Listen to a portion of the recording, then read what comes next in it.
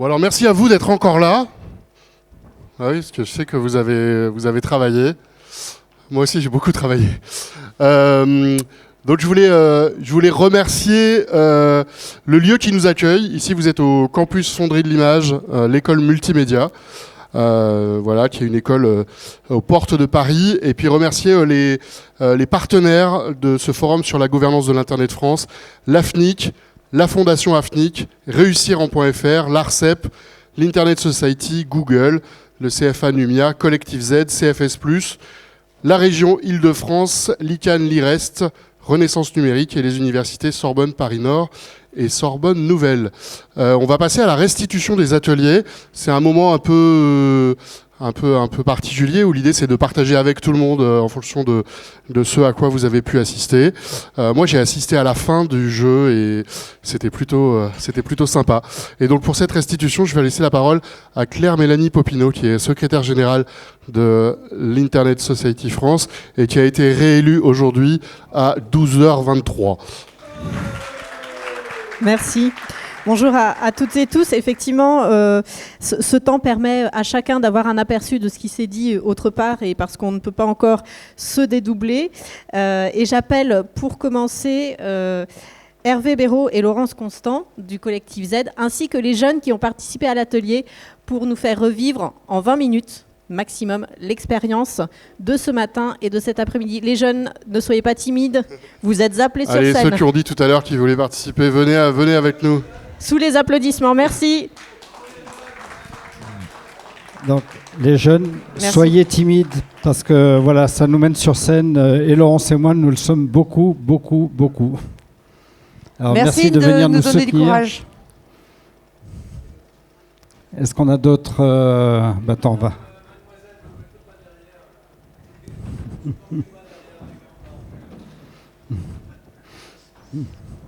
Alors on a là un échantillon de l'équipe qui a suivi cet atelier en 2 étapes avec nous aujourd'hui. 1h30 en fin de matinée, donc quand on commence à avoir un petit peu faim et être un peu fatigué. 1h30 en début d'après-midi, quand normalement on est en train de digérer. Et je peux vous dire que ça n'a eu aucun impact sur toutes ces équipes. On peut vraiment les applaudir. Le mot qui me vient, c'est respect. Ils se sont pris au jeu, ils étaient super motivés. Pour vous dire 2 mots de l'expérience qui a été vécue, avant de leur donner la parole. Adam versus Zoé. Zoé versus Adam, c'est quoi ? C'est un jeu atelier en pédagogie active qui est adapté à peu près n'importe quel type de public, des plus néophytes des technologies numériques aux plus expertes, puisqu'on a là un bel échantillon d'experts, futurs experts des technologies numériques. C'est un jeu qu'on a l'habitude de faire aussi bien en entreprise que dans des établissements scolaires. Adam versus Zoé, c'est donc un jeu sur des pédagogies actives, un challenge entre Adam, qui est une super puissance d'intelligence artificielle générative née en 2030, et Zoé, une intelligence artificielle générative d'aujourd'hui, qui se met en mouvement pour combattre Adam, qui, le jour de son lancement, annonce à toute la population que les humains n'étant pas capables de prendre soin de leur planète, il n'y avait qu'une seule solution, les exterminer.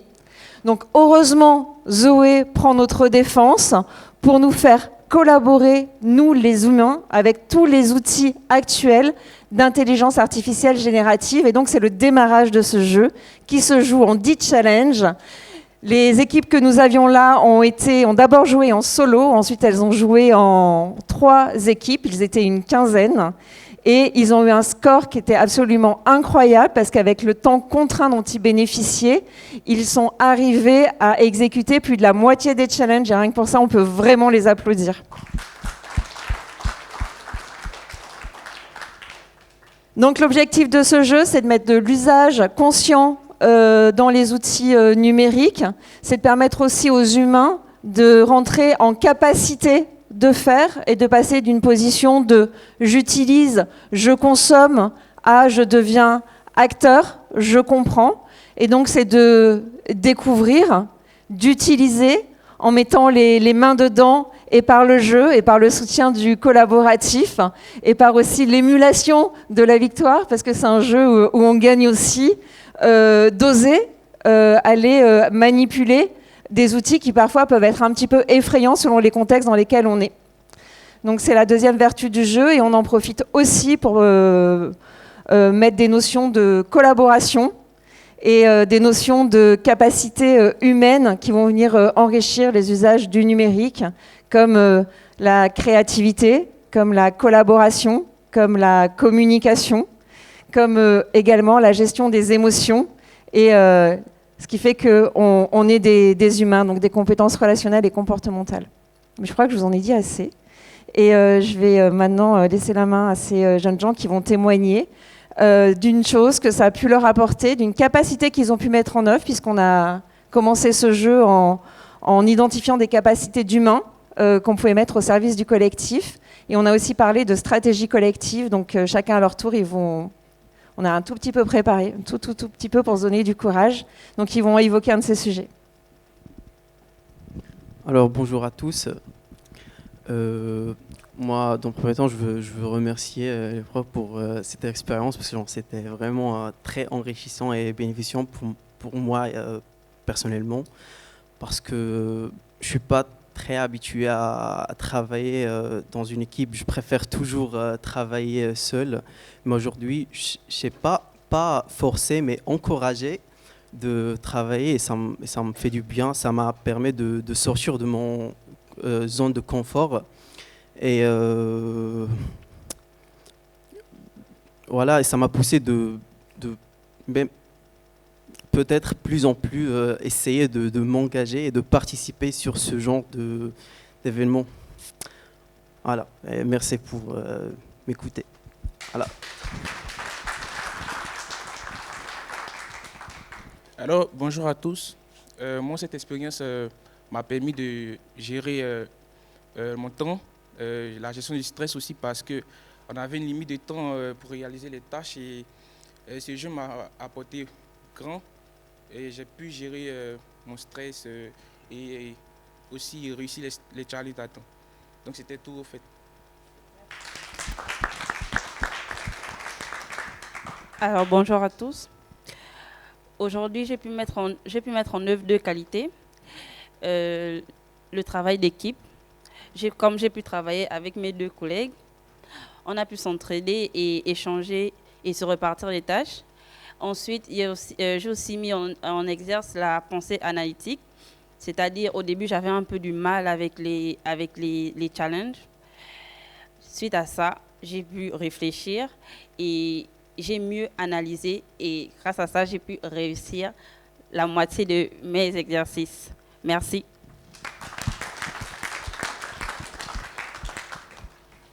Bonjour à tous.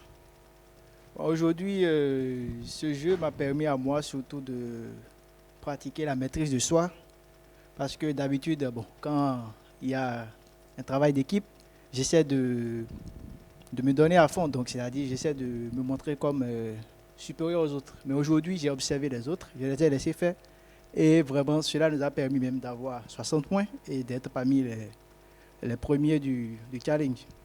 Donc prochainement, j'aurais aimé qu'il y ait encore plus d'autres forums du genre, et qui permettra de travailler aussi encore plus en équipe avec les autres. Merci.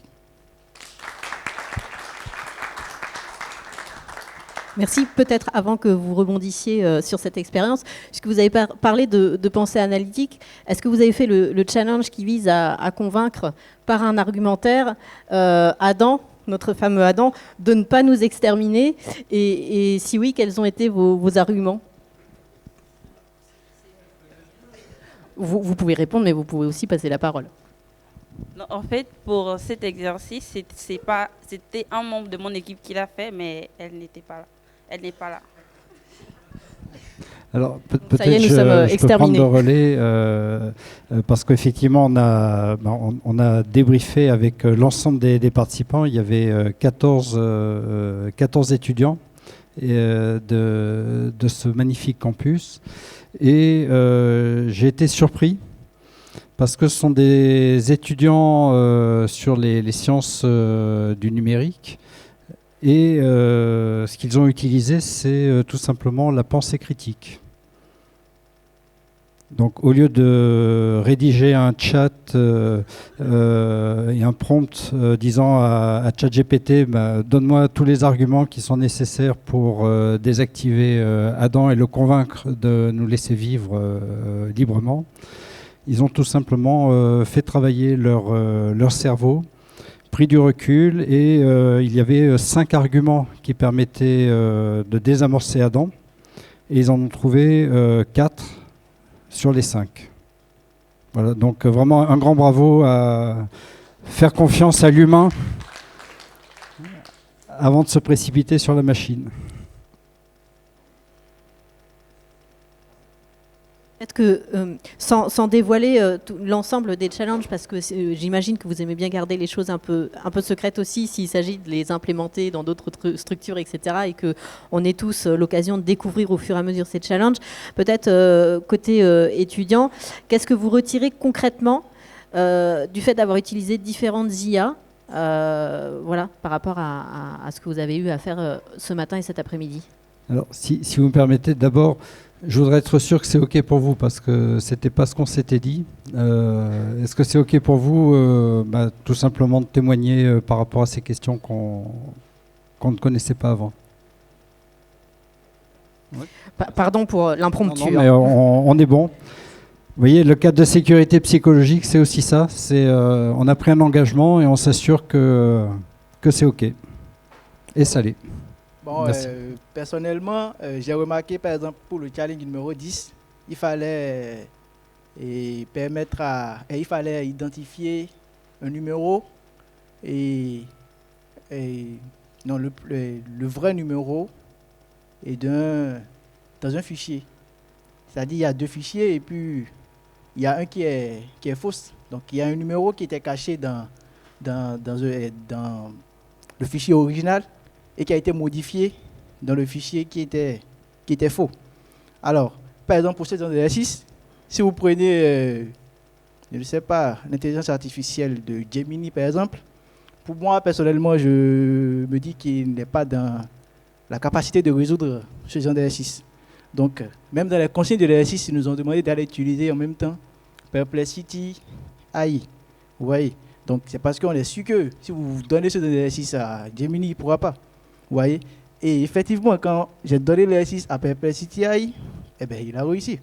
Mais ce qui m'a vraiment sauvé dans ce cas, c'est le prompt que je lui ai écrit. Vous voyez?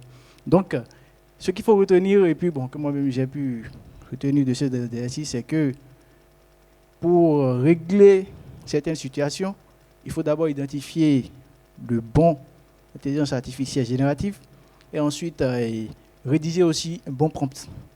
Pour rédiger le prompt, vous pouvez peut-être utiliser une autre intelligence artificielle comme ChatGPT. Lui, bon, vous dites ce que vous pensez et puis lui vous aide à rédiger un prompt pour ça que vous pouvez copier maintenant et aller donner à Perplexity et lui comprend mieux et puis vous donne la réponse. Donc c'est ça qui m'a permis à résoudre le challenge numéro 10. Et c'était parfait. C'est tout.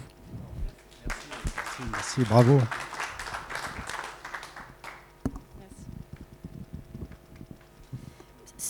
Si vous voulez, je n'ai pas de questions pour vous, mais vous êtes libre par rapport à d'autres expériences que vous avez pu avoir avec d'autres groupes. Globalement, pourquoi vous avez été amené à faire ce jeu avec ce scénario un peu post-apocalyptique et comment vous avez été amené à construire les challenges, sans nous dire quels ils sont, mais ce que vous recherchez à faire émerger. Donc on a bien compris, c'est aussi non pas de travailler seulement sur l'IA, mais sur l'humain, puisque vous travaillez sur les compétences.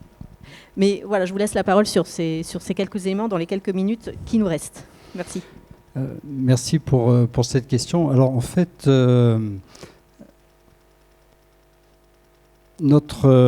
finalement, notre conviction, c'est l'usage conscient des technologies. C'est-à-dire que les personnes ne soient pas le jouet des technologies, mais plutôt les technologies au service des personnes. Et pour ça, ça veut dire plusieurs choses. Ça veut dire bien sûr la maîtrise d'une palette d'outils. Donc de comprendre à quoi servent un ensemble d'outils et surtout, comme tu le dis, comment est-ce que je peux combiner ces outils de manière astucieuse pour que ça serve vraiment et que ce soit efficient, que ma combinaison d'outils soit efficiente. Voilà, maîtrise des outils de technologie, c'est la manière dont je vais utiliser les outils obtient un résultat qui est performant et surtout qui va utiliser le moins de ressources possible. Voilà, donc toujours cette combinaison entre performance, impact sur la planète par rapport à maîtriser les outils. Mais le plus important n'est pas la maîtrise des outils et ni même réduire l'impact en tant que tel. Le plus important, c'est l'usage conscient. Et l'usage conscient, c'est deux choses. Un, c'est l'éthique. Et l'éthique, c'est déterminé tout simplement par la profondeur de l'étoffe humaine. C'est comment je fais mes décisions, qu'est-ce que j'ai compris des conséquences de mes actes. À quel besoin je réponds en faisant telle chose ou telle chose ou telle chose. Et au plus je suis conscient de ce que je cherche à faire avec ces outils, au plus je peux le faire avec éthique, puisque ça ne va pas être une décision biaisée ou ça ne va pas entrer dans une manipulation, une instrumentalisation. Je fais mes propres décisions par rapport à moi, qu'est-ce que je veux faire avec ces outils-là. Le deuxième, quand on parlait ce matin de responsabilité, pour moi c'est la responsabilité, c'est une responsabilité collective de l'impact sur la société et sur les ressources écologiques. Ça veut dire quoi? Ça veut dire que c'est une responsabilité que j'appelle solidaire. C'est moi, individuellement, je suis responsable de prendre soin du bien commun. Et prendre soin du bien commun, je le traduis finalement, c'est avoir une empreinte écologique la plus légère possible. Et mettre en place des cadres qui permettent d'utiliser, de réguler les effets combinés de l'utilisation d'un collectif de ces ressources technologiques. Mais c'est la responsabilité de chacun d'alerter le collectif sur tiens, là on est en train d'excéder telle et telle limite planétaire. Qu'est-ce qu'on fait par rapport à ça? Merci pour cette réponse qui nous permet d'agrémenter la notion d'usage responsable par celle d'usage conscient et d'usage éthique. Merci encore à Collectif Z et à l'ensemble des étudiants qui ont participé et à ceux en particulier qui sont venus sur scène et ont répondu à des questions non préparées. Merci. Et leurs professeurs. Et leurs professeurs, vraiment merci beaucoup. Je tiens à saluer cette initiative parce que ça permet vraiment d'incarner tout ce sur quoi on est en train de phosphorer, de réfléchir, et de se dire tiens oui, il y a quelque chose qui fonctionne vraiment dans la vraie vie. Merci. Merci. J'appelle maintenant Laurent Bloch pour la restitution de son atelier vers la consécration d'un droit à ne pas utiliser Internet. Point d'interrogation, comme je n'ai pas mis l'intonation, je lis la ponctuation. Quelles ont été les réponses à ce questionnement? Vous avez 5 minutes. Voilà, alors cet atelier était assez polémique. Personne n'était d'accord. Pour des raisons d'intendance variées, je n'avais pas participé à la préparation, ni même au choix du titre.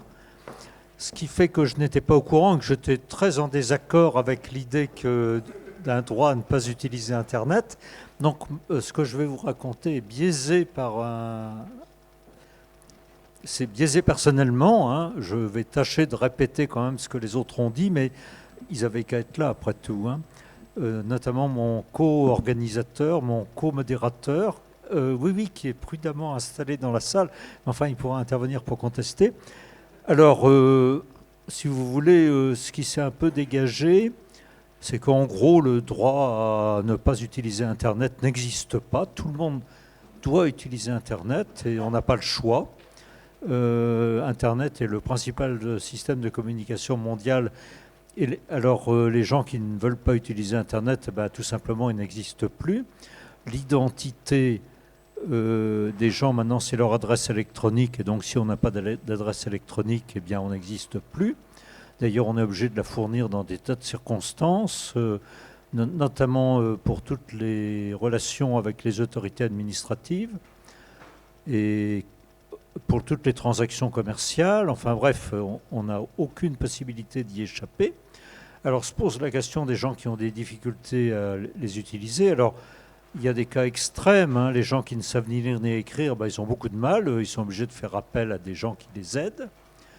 Il y a encore sur cette planète pas mal de gens qui ont des difficultés de lecture et d'écriture, mais il y a aussi de façon plus large les gens qui ont du mal avec la langue française ou avec la langue du pays dans lequel ils vivent. Et ceux-là aussi, pour eux, utiliser les formulaires Internet, d'autant plus que l'autorité administrative ne brille pas par la bonne qualité de ses sites Internet. Je ne sais pas si vous avez déjà utilisé certaines administrations, les URSSAF, les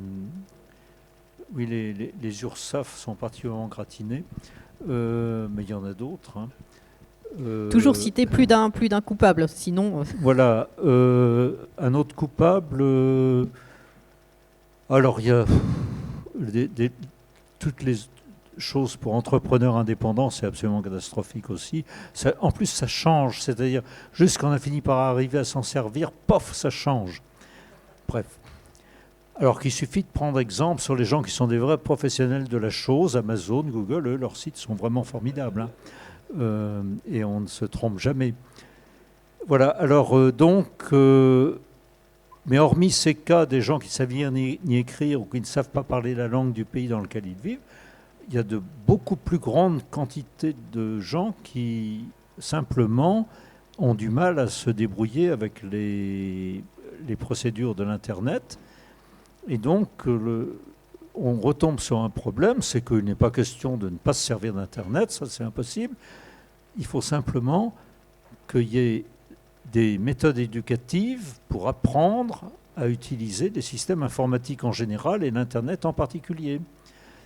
Et ce qu'il faut, ce n'est pas simplement l'apprentissage des usages, mais introduire l'enseignement de l'informatique, et de la vraie informatique, pas des petits trucs autour, TikTok, ChatGPT et tout, mais vraiment savoir utiliser l'informatique et programmer les ordinateurs et apprendre ça à l'école, 3 heures par semaine, depuis la classe 2, au plus tard la 3e, on va dire. Mais il y a des choses pour des enfants de 8 ans qui marchent très bien. Voilà, est-ce que j'arrive à la fin de mon temps? Est-ce que mon prudent co-modérateur a quelque chose à ajouter? Non.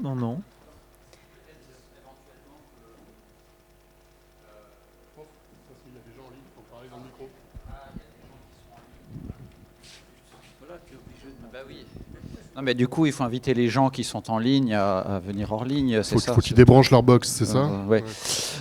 Non, mais simplement peut-être pour... je ne rajouterai pas grand-chose à cette restitution, sinon que les personnes qui sont venues présenter leurs travaux et leurs réflexions lors de ce panel, Francesca Musiani, Ramia Chandrasekhar et Dariush Closa, nous ont présenté des réflexions qui sont des réflexions provocatrices. D'ailleurs, il y a eu quelques débats avec... dans la salle, et c'était l'intention du panel. Mais il y a encore énormément de questions qui sont encore ouvertes aujourd'hui. Des questions qui sont, pour certaines, d'ordre juridique, beaucoup de questions également philosophiques, politiques, d'autres questions qui peuvent être également étudiées sous l'angle aussi économique. Et donc, si c'est une thématique qui vous intéresse, n'hésitez pas à venir... nous en parler et leur en parler, parce que c'est encore un sujet qui est à la fois un sujet de recherche et un sujet de réflexion. Alors oui, j'avais oublié, il y a eu quelque chose de très intéressant. Il y a une intervenante indienne qui nous a parlé de la situation en Inde, où le problème de l'accès à l'Internet se pose très différemment. Alors ça, les témoignages de gens qui viennent de loin, comme ça, c'est toujours intéressant. Alors c'est bien, l'an dernier, on avait le Pakistan, cette année, on a eu l'Inde. Et bon, mais la Belgique, c'est très différent aussi. Et donc, j'ai demandé à cette jeune intervenante indienne de communiquer ses écrits. J'espère que ça pourra être publié d'une façon ou d'une autre. Parce que c'était très intéressant. Merci. Merci. Benoît Ampeau est attendu pour une retranscription de l'atelier qu'il a animé avec la participation de Stéphane Bortsmeyer et de Sami Swissi sur le chiffrement post-quantique dit PQC. Quels enjeux pour Internet ? Merci beaucoup. Bonsoir à ceux et celles que je n'ai pas encore vus. Donc, merci encore à Stéphane et à Sami pour leur précieuse et entière contribution à cet atelier où on a pu évoquer de nombreux sujets. Alors, pour faire cette petite restitution, déjà, de quoi parle-t-on ? On parle de la menace associée au fait que des ordinateurs quantiques ultra puissants cassent les mécanismes de cryptographie et les algorithmes associés et donc finalement cassent le secret. Hello. J'ai un doublage en anglais, c'est ça ? Ok. Et donc, sans rentrer dans les détails de qu'est-ce qu'un ordinateur quantique, yes, again. On a quand même évoqué les grands mécanismes. Nous ne sommes pas des experts de la physique quantique et de la mécanique quantique, mais c'était tout à fait intéressant. On a eu de très bonnes questions aussi sur ce sujet-là. Nous avons donc à la fois parlé des enjeux de que doit-on faire. Donc on doit se préparer, et se préparer à quoi ?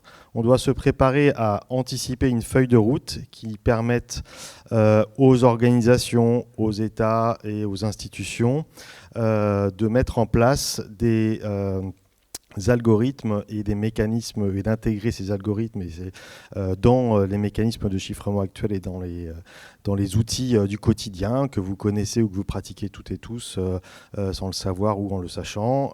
SSH pour se connecter, TLS, mais également bien sûr sur les couches de services d'infrastructure, le DNS ou encore le routage Internet.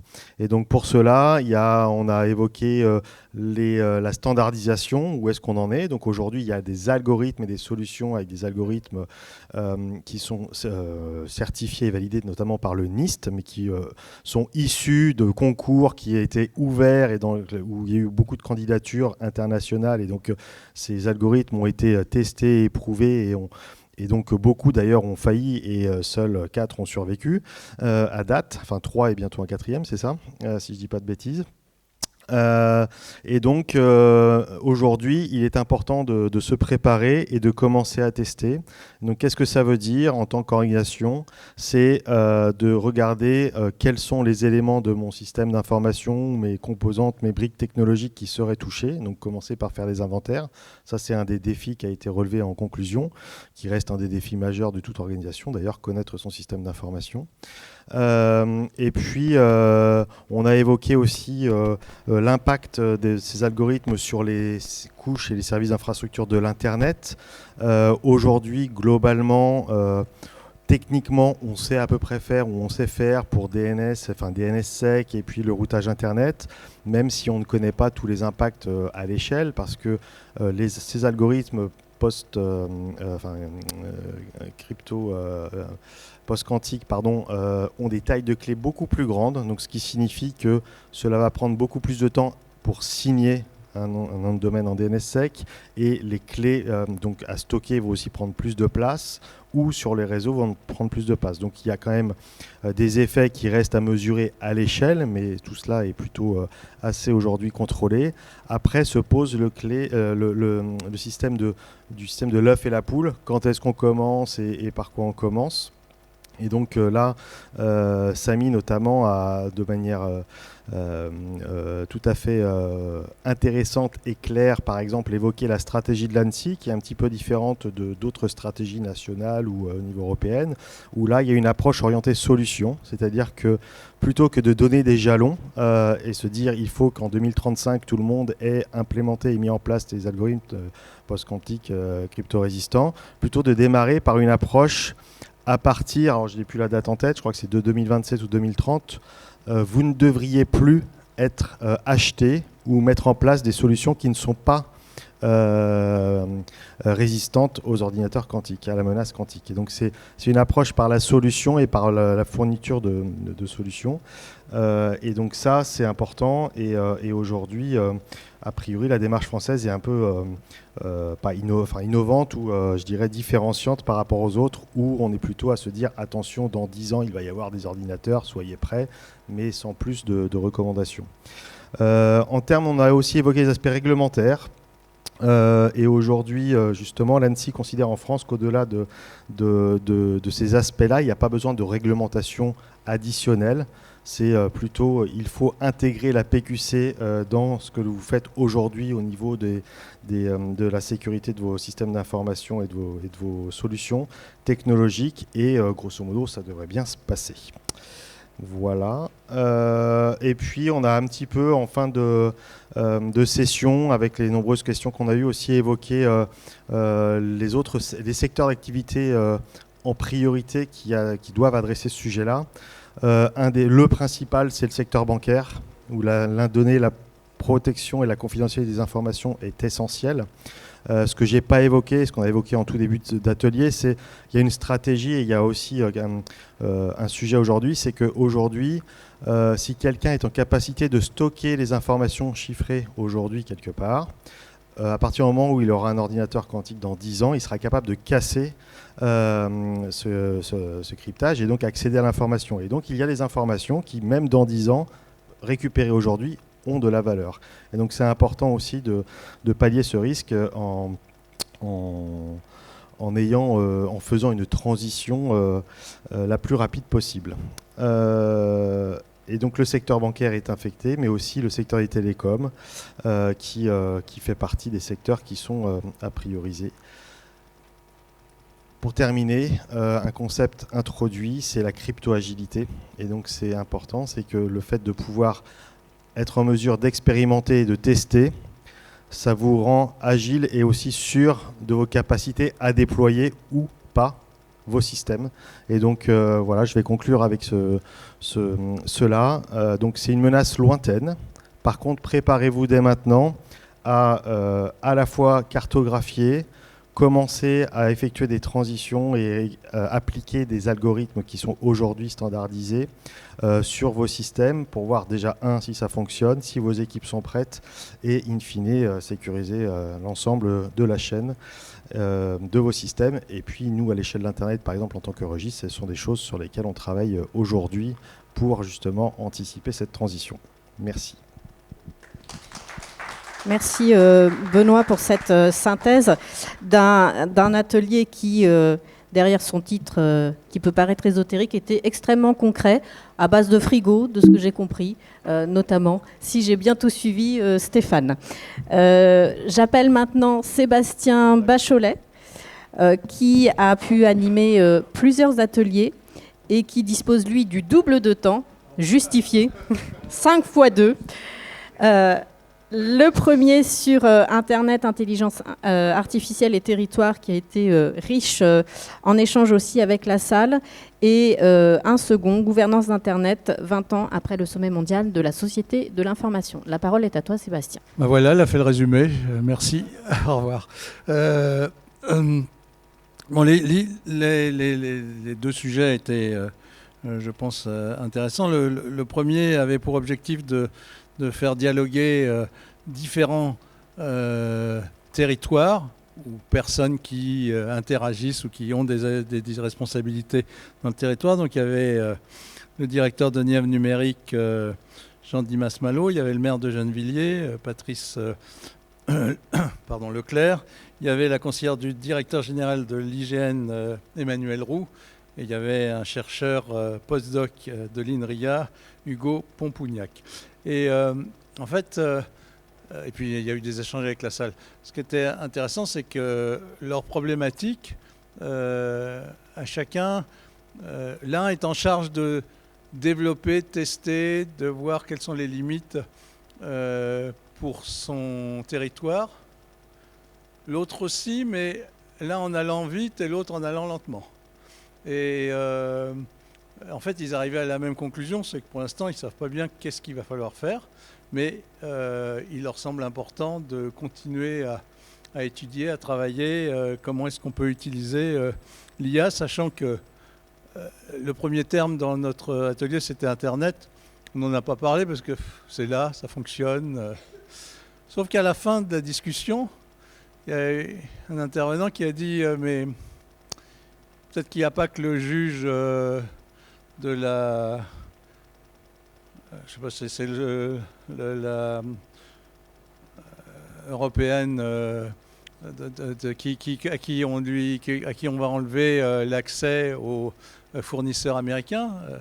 Peut-être que demain, ce sera nous tous, que Trump va décider de couper ça. Et puis, on va faire quoi si on n'a plus Google, si on n'a plus Amazon, si on n'a plus... voilà. Et c'est rajouté à cette réflexion-là. Et à la limite, on peut se dire, bon, c'est pas très grave, on va prendre des trucs qui existent déjà, des logiciels libres pour ce qui est de remplacer Microsoft Office, etc. Mais la question suivante, c'est et si ils coupent Internet? Donc si on n'a plus l'infrastructure, on retourne au Minitel? Voilà, et puis donc un échange aussi avec la salle intéressant et je pense que ça a donné vraiment des idées aux uns et aux autres sur ce que faisait ce qu'ils faisaient dans le ce qu'ils faisaient dans une ville, ce qu'ils faisaient dans la campagne et que les uns ont appris des autres, bien évidemment. Voilà, alors comme je pense que j'ai plus de temps, je vais passer à l'autre sujet qui est un sujet non pas bateau, mais qu'on essaye de traiter. C'était important pour nous de faire 20 ans après le SMSI, parce que Sommet mondial de la société de l'information, parce que effectivement c'est les 20 ans, et donc on ne peut pas passer à côté de cela. Mais on a essayé de le prendre sous un angle en partie un peu différent. Donc on avait Antoine Barbry, qui est à l'Organisation internationale de la francophonie. On avait Constance Deleuze, qui est à la fois à l'ENS et à Sciences Po, mais qui vient d'intégrer le directoire de l'ICANN. On avait Daphné Tunser et Marc Bruyère, tous les deux chercheurs, et qui ont apporté une vision complémentaire de celle qu'on discute d'habitude, puisque leurs travaux tournent autour de la complexité technique, de la complexité de l'infrastructure, et on les a fait déraper sur la complexité des organisations. Et donc c'était intéressant. Et puis Lucien Castex, qu'on ne présente plus, qui nous a parlé de ce qui est vraiment très compliqué dans la gouvernance d'Internet. Il a un schéma, si vous le voyez, vous vous noyez dedans. Mais il nous a dit où est-ce qu'on en était, des discussions en cours sur le renouvellement, donc sur le WSIS plus 20 et sur le renouvellement du FGI. La francophonie a décidé de se réinvestir dans la gouvernance de l'Internet, ce qui est bien, parce que ça faisait longtemps qui nous manquait à l'ICANN, qui nous manquait dans différentes structures, et ils organisent maintenant, pour la deuxième fois au mois de juillet prochain, le forum francophone de la gouvernance du numérique et de l'IA. Voilà. Les choses qui étaient un peu différentes de celles de d'habitude, c'était effectivement nos amis chercheurs, parce que d'une part, ils nous ont expliqué ce qu'ils faisaient comme recherche au niveau des infrastructures, et donc ils nous ont expliqué comment ils essayaient de montrer qu'il fallait trouver des solutions moins complexes que celles qui existent, ce qui n'est pas simple. Et puis, comme je vous ai dit, on les a fait déraper sur la complexité des organisations. Et je trouve que c'était un élément de réflexion utile à tout le monde. Voilà, je vais m'arrêter là. Je vous remercie. 2 ateliers, c'est beaucoup trop. L'année prochaine, j'espère que quelqu'un dans cette salle va accepter d'en faire un. Comme ça, je n'en aurai qu'un à faire ou peut-être 0. Merci. Merci Sébastien pour ce grand écart entre le local et l'international, avec malgré tout en toile de fond la même problématique. Quel cadre pour faire quoi, avec quelle vision et quelle gouvernance? Merci. Merci Claire-Mélanie. Ouais, un micro, ça va suffire. Et merci... Merci à Sébastien Bacholet, et qui, avec Lucien Castex, sont très très impliqués avec moi sur le programme.